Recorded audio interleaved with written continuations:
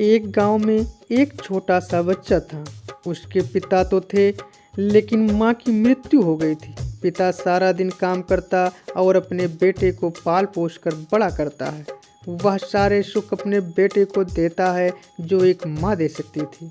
उस पिता ने कभी कुछ नहीं मांगा, सिर्फ इतना ही मांगा कि मेरे बेटे को कोई परेशानी न हो। दिन बीतते गए, बेटा पढ़ लिख कर बड़ा हो जाता है और एक अच्छा जॉब करने लगता है और वह शहर में रहने लगता है।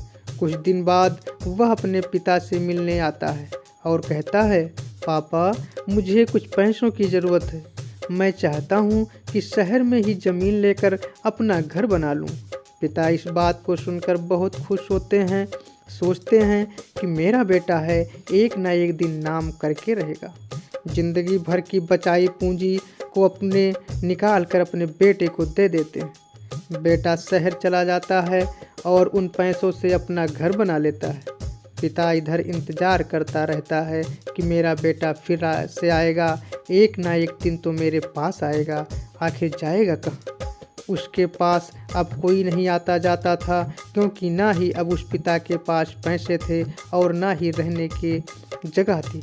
कुछ दिन बाद बेटा फिर लौट कर आता है और अपने पिता से कहता है, पापा, अब आप दादाजी बनने वाले हैं।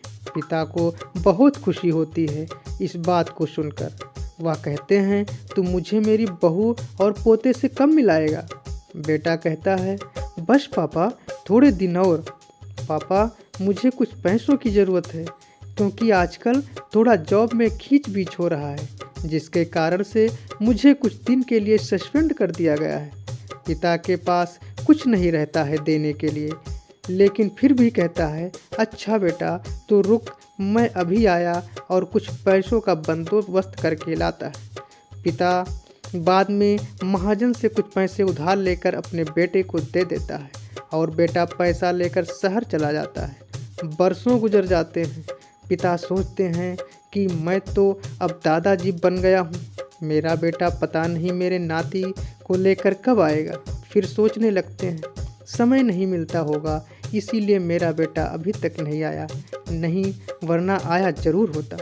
अब तक महाजन 2-3 आदमी को लेकर उस पिता के घर पर आता है और कहता है कि आपके वादे के मुताबिक मैं पूरे 3 महीने बाद आया हूँ, अपने पैसे ले जाने। पिता कहते हैं, मेरे पास पैसे नहीं है देने के लिए।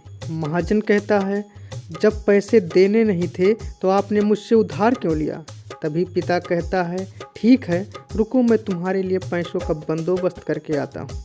और वह से नज़दीकी अस्पताल चले जाते हैं। वहाँ जाकर अपना ब्लड डोनेट करते हैं और अपनी एक किडनी बेच देते हैं और उस महाजन का कर्ज चुका कर देते हैं।